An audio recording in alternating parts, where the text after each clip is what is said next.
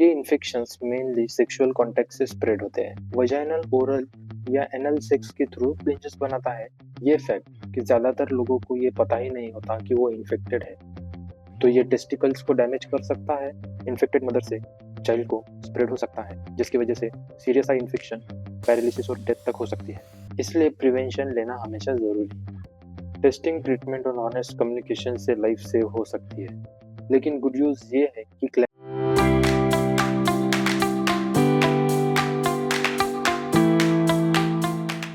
Hello everyone, मेरा नाम है प्रशील और आज के इस वीडियो में आपका स्वागत है।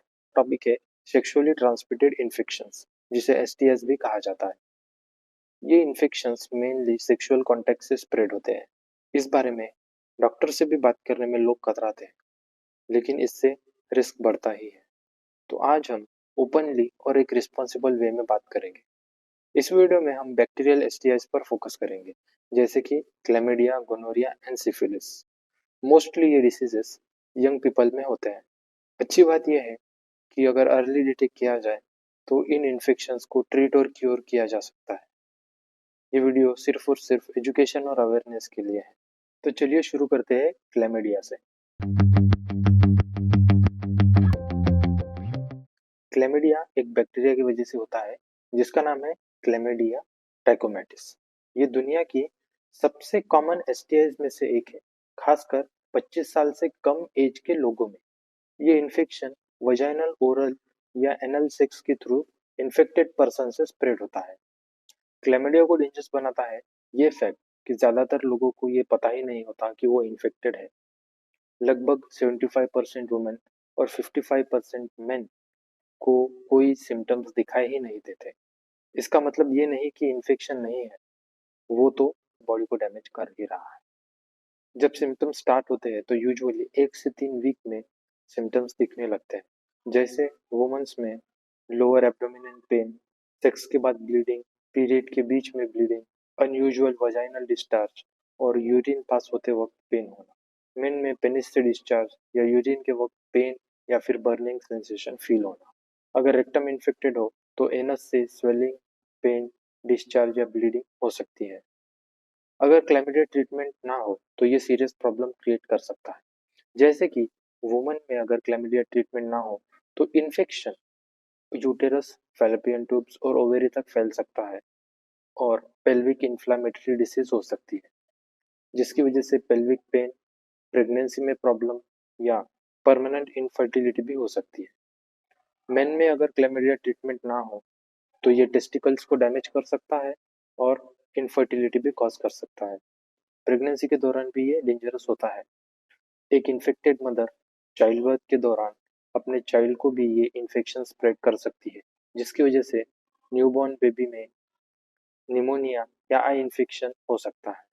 लेकिन गुड न्यूज ये है कि क्लैमिडिया को एंटीबायोटिक्स के थ्रू कंप्लीटली क्योर किया जा सकता है।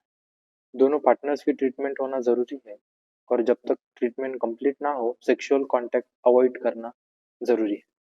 अब बात करते हैं गोनोरिया की।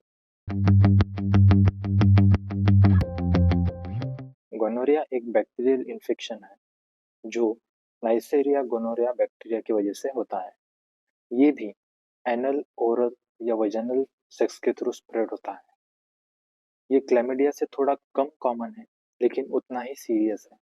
यंग वुमन 16 to 24 ईयर्स और यंग मैन 20 to 24 ईयर्स में इसका होने की चांसेस सबसे ज्यादा हाईएस्ट रिस्की होते हैं। क्लैमिडिया की तरह गोनोरिया में लोगों को सिम्टम्स नहीं दिखते। लगभग आधी वुमन और 20% मेन को कोई तरह सिम्टम्स नहीं दिखाई देते। Gonorrhoea cervix, urethra, rectum, throat और माउथ को इन्फेक्ट कर सकता है। ओरल सेक्स से थ्रोट इन्फेक्शन हो सकता है, जो अक्सर बिना सिम्टम्स के होता है लेकिन स्प्रेड होता ही रहता है। सिम्टम्स आए तो पेनस से डिस्चार्ज, यूरिनेशन के टाइम पेन, वुमन में अनयूजुअल वजाइनल डिस्चार्ज या पेन, रेक्टल इन्फेक्शन में पेन, डिस्चार्ज या ब्लीडिंग हो सकती है। अगर गोनोरिया ट्रीट ना हो तो मेन और वुमन दोनों में इनफर्टिलिटी हो सकती है। रेयर केसेस में इन्फेक्शन ब्लड में फैलकर लिवर डिसीज, हार्ट इन्फेक्शन या मेनिंजाइटिस की प्रॉब्लम क्रिएट कर सकता है, जो लाइफ थ्रेटनिंग होती है। ये इन्फेक्शन भी इन्फेक्टेड मदर से चाइल्ड को स्प्रेड हो सकता है, जिसकी वजह से सीरियस आई इन्फेक्शन या ब्लाइंडनेस भी बेबी को हो सकती है। गोनोरिया स्पेसिफिक एंटीबायोटिक से क्योर हो सकता है।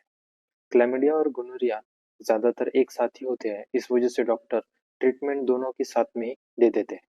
पार्टनर्स का ट्रीटमेंट लेना बहुत ज्यादा जरूरी है, वरना इन्फेक्शन वापस आ सकता है।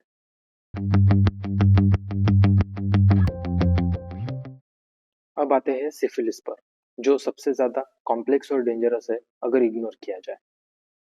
सिफिलिस एक बैक्टीरिया की वजह से होता है जिसका नाम है ट्रेपोनेमा पैलिडियम। ये इन्फेक्शन सिफिलिस के सोर्स के साथ डायरेक्ट कांटेक्ट की वजह से होता है, चाहे एनल, ओरल या वजाइनल सेक्स के दौरान। ये सोर्स अक्सर पेनलेस होते हैं, इस वजह इन पर लोग ज्यादा ध्यान नहीं दे पाते। सिफिलिस स्टेजेस में ग्रो होता है। फर्स्ट स्टेज में जेनाइटल्स, एनस या माउथ पर एक पेनलेस सोर दिखाई देता है, जो इन्फेक्शन या एक्सपोजर के 2 से 4 वीक के बाद दिखता है और अपने आप ही ये ऑटोमेटिकली चला जाता है। लेकिन ये सोर के जाने का मतलब ये नहीं कि इन्फेक्शन चला गया है, वो बॉडी में ही है। सेकेंड स्टेज में बॉडी पर रैशेस दिखते हैं, पाम्स और सोल्स पर भी ये दिखाई सकते हैं। साथ में fever, swollen glands, headache, weight loss, tiredness और सोर थ्रोट हो सकता है। ये सिम्टम्स भी अपने आप ही चले जाते हैं। उसके बाद आता है लेटेंट स्टेज, जिसमें कोई सिम्टम्स नहीं दिखाई देते और ये बैक्टीरिया बॉडी में नर्वस सिस्टम, हार्ट, आईज और ऑर्गन्स को धीरे धीरे डैमेज करता है। फाइनल स्टेज में blindness, heart disease, mental illness, paralysis और डेथ तक हो सकती है। प्रेगनेंसी में सिफिलिस बहुत डेंजरस है। मदर से बेबी को इन्फेक्शन फैल सकता है, जिसे कॉन्जेनाइटल सिफिलिस कहा जाता है। इससे birth defects, blindness, organ damage या स्टिल बर्थ तक हो सकता है। इसलिए प्रेगनेंसी के दौरान अर्ली डिटेक्शन बहुत जरूरी है। सिफिलिस का डायग्नोसिस ब्लड टेस्ट या सोर एग्जामिनेशन के थ्रू होता है। ये इन्फेक्शन पेनिसिलिन से कम्प्लीटली क्योर हो सकता है अगर अर्ली स्टेजेस में डिटेक्ट किया जाए और ट्रीटमेंट की जाए तो। लेट ट्रीटमेंट डैमेज को रोक सकता है, लेकिन पहले जो डैमेज हुआ है उसे रिवर्स नहीं कर सकता। एंड करने से पहले रिस्क फैक्टर समझ लेते हैं। मेन रिस्क फैक्टर है अनप्रोटेक्टेड सेक्स या मल्टीपल सेक्सुअल पार्टनर्स, या ऐसे किसी इंसान के साथ सेक्सुअल एनकाउंटर करना जिसकी सेक्सुअल हिस्ट्री रिस्की हो। लेकिन याद रखिए, जो भी सेक्सुअली एक्टिव है उनको एसटीआई हो सकता है, इसलिए प्रिवेंशन लेना हमेशा जरूरी है। इस वीडियो का सबसे इम्पोर्टेंट मैसेज ये है कि एसटीआई एक मेडिकल कंडीशन ही है, ना कि कोई मॉरल फेलियर जिसकी वजह से हम किसी को जज या कंडेम करें। टेस्टिंग, ट्रीटमेंट और ऑनेस्ट कम्युनिकेशन से लाइफ सेव हो सकती है। कंडोम यूज करने से, रेगुलर चेकअप्स करने से और अर्ली डिटेक्ट करके ट्रीटमेंट करने से हेल्दी लाइफ जी जा सकती है।